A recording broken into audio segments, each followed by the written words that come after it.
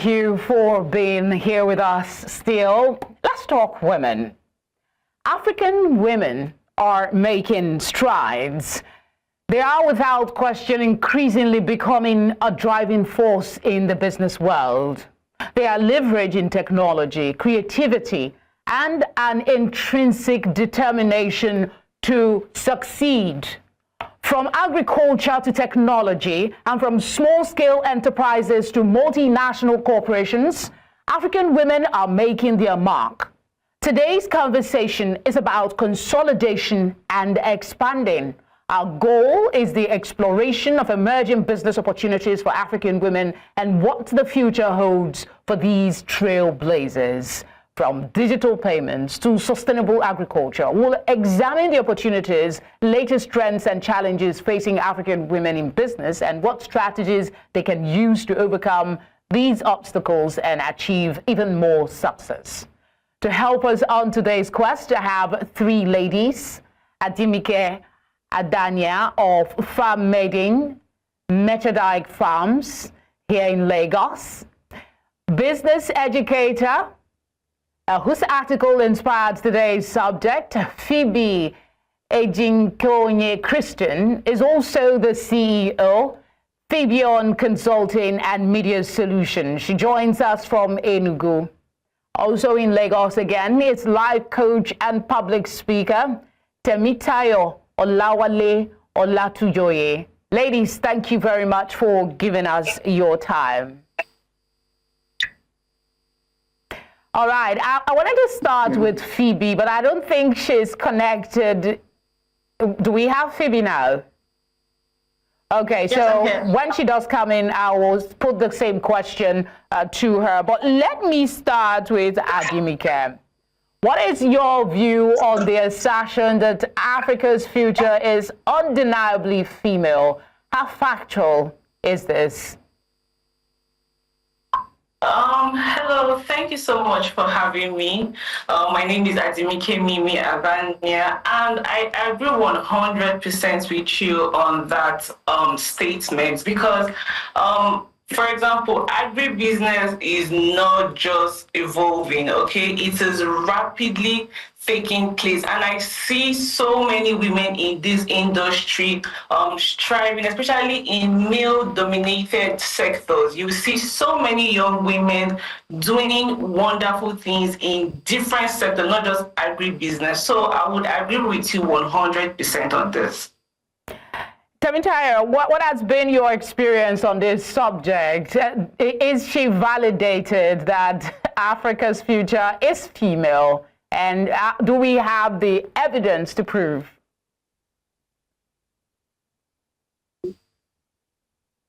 Temitayo, if you can hear me.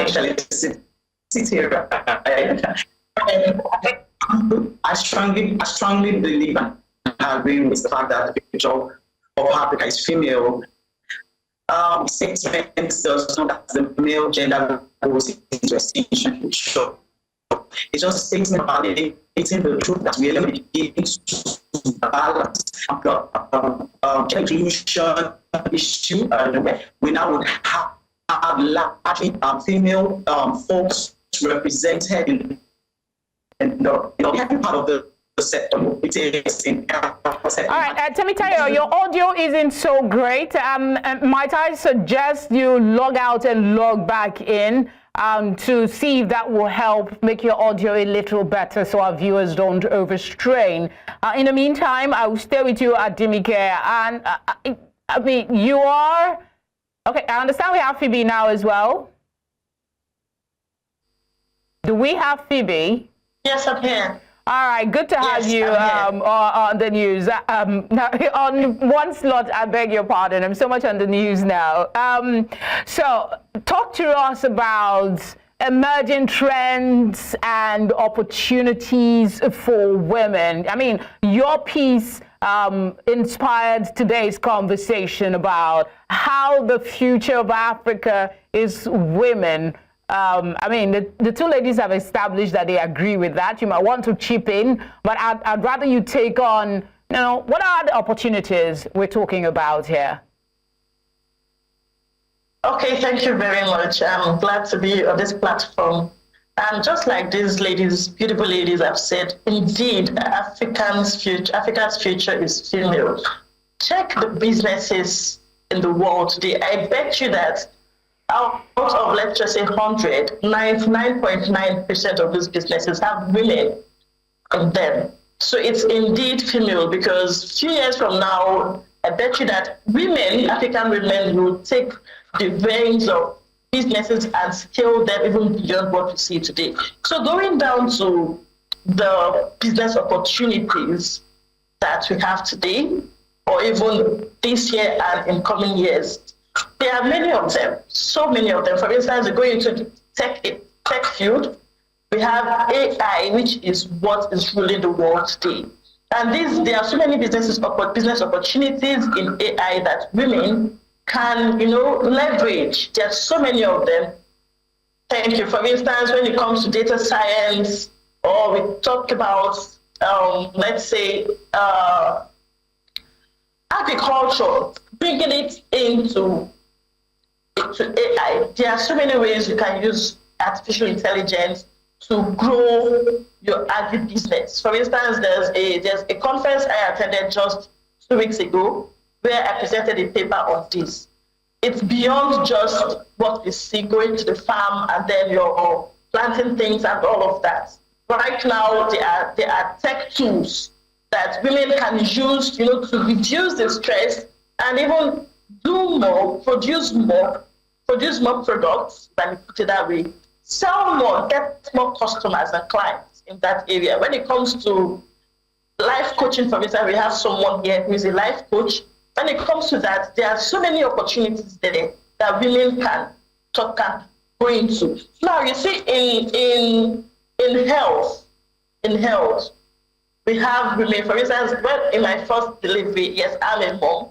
After my first delivery, I went through severe depression. Well, women who have been there, you don't need to be certified for these things, okay, to have a business there. Women who have gone through depression, postnatal depression, and all those experiences that women like yourselves have gone through, you can start up, you can create a niche for yourself there. All right, we will talk about that aspect. Women who need. We'll talk about that aspect a little later. I want us to cover other areas and explore the opportunities a little more. And on that, I want to go back to Adimike. Adimike, you are in the agriculture space. I mean, you are young. What's inspired your interest to stay in this line of business, and what are the opportunities here for other women to explore? Okay. After I finished school at 23 years old, right, I had the opportunity to work for other sectors. Like I was a digital marketer, and then my mom was transitioning from a banker to a farmer, right? And I saw the opportunity for not just to work for someone as a digital marketer. I feel that in the agri space, right, we could actually employ that skill into agriculture. It's not just about going to the farm, picking eggs. It could be more than that. So even the way she talked about AI, I had to infuse that into the agri business. Like I can use ChatGPT. Let's say, for example, we have a bird that is sick, right? I know, yes, the vet doctors are good, but we need that efficiency. I can easily just, get on my laptop and say, look at the symptoms that my birds are exhibiting. What can I do? And immediately it brings out, do you understand, different solutions. So I feel that with time, it definitely got better. I had to use social media in marketing our products, right? Connecting to other female farmers. It was when I was actually in the industry, that's when I knew that, yeah, there are actually different female farmers that are doing extraordinary things in this sector. So it's beyond just B2C, it could be more B2B. We could do other transactions. We could connect to other African countries. We could connect internationally. So being in this sector opened my mind, it opened my eyes, and I could see so many opportunities that this agribusiness brought about. So it took my mind to another level, and I went with the flow from there.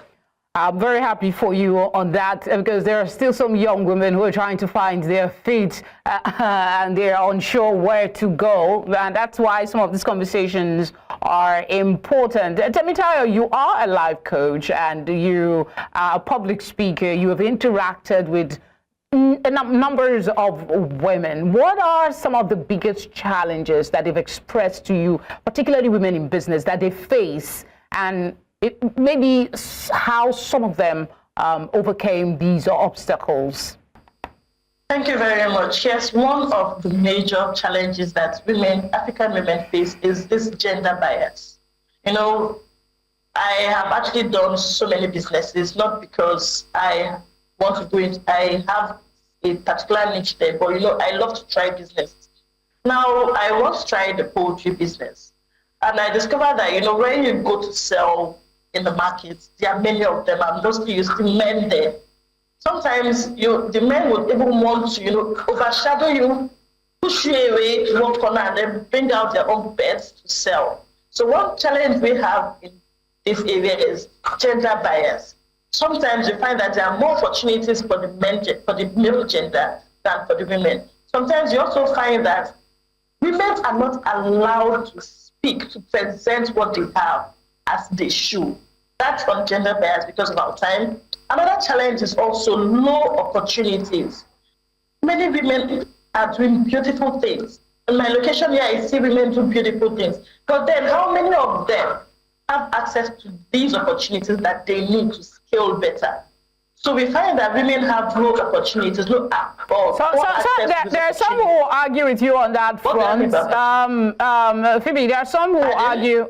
I want to take you up on that. There are some who argue with you on that score that women may not have a lot of opportunities to try their hands at certain things. There's been a lot of UN jobs, non-governmental organizations, even the federal government have women empowerment schemes across board. You have philanthropic women who are going to the grassroots to ensure opportunities abound for women, and that the women who seek shall find. This is some of the arguments that they put forward. How do you respond to that when you say there are less opportunities for women? Thank you very much. Yes, there are such arguments, and those things are true to some point. But then when you carry out some analysis, you check those who have actually gotten these access. Yes, there are opportunities, but how many of them have access to these opportunities? That's why I said poor access to these opportunities. For instance, where I am, like I said, I'm in Enugu State, and the government here is really doing wonders. I commend them for that. But then you come to where I am, for instance, with what I see, with the communications or interactions I have with some of these people, they do not have these opportunities. So in as much as these things are there, but the access to these opportunities are not enough. The reason being that there are not enough sensitizations for them to know about this thing. Sometimes it's because I even tell women here about these opportunities before they get to know that there are such opportunities. So you can find, yes, these opportunities may be there, but in certain locations. Yeah, you have a point, Phoebe. Yeah. You have a point. I say you have a point. I will come back to you. Let's see if we can get Temitayo to speak to us. If the network will permit, we'll come back to you, Phoebe. Just hang on. Temitayo, if you can hear me, can you confirm that you can hear me actually? Phoebe talked about gender bias. You've interacted with a lot of women. Talk to us about how this impacts women in business. Thank you so much. As much as we're beginning to have gender bias, I'm still living in a largely patriarchal society, where men are have in their hands when it comes to opportunities in business. When it comes to like she said, it has not yet trickled down to local spaces. Probably those have better opportunities are able to get some of these opportunities that are available for the female gender, but it has not yet trickled down to the localist females who may not have, the opportunity that females in the bottom females would have. So we have the gender bias thing in society because culturally we do not see a lot of things favor women, and things that will change, but it is not yet as it should be. Maybe because a lot of female are going through transgenerational thing. A lot of things have been done. The female generations there's a lot to actually begin to navigate. All right, I'll stay with you. I'm hoping that the network will be much nicer. Talk to us about mentorship and networking, how they support women's business growth and success. All right, mentorship is a very powerful tool upskill any individual. It's more like it can match an experience you have in the space of 10 years into just, let's say, 1 to 2 years experience. For someone who has been there, or someone who has gone ahead and lift your hands to live the future that you've always desired. So mention a lot of it. I think in the women's space now, we're now beginning to build communities of women, women supporting women, Okay, Temitayo, I'm really sorry to interject. I'm struggling to hear you, honestly, struggling to hear you. We'll come back to you in a bit. I'm hoping that the network will be nicer because we honestly cannot hear you from this end. Adimike, let me come to you and talk about funding, access to funding and finance for women in business. Phebe did say some women don't get opportunities. I want you to speak to that. I believe opportunities are created, right?